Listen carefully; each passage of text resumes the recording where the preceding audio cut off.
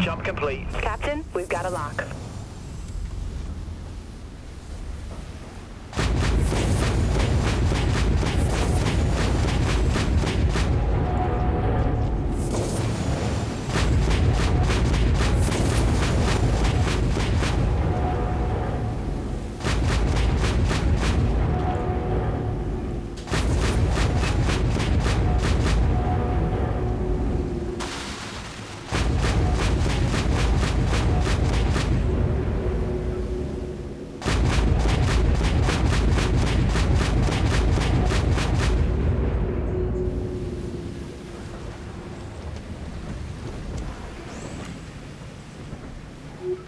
Full power to maneuvering thrusters.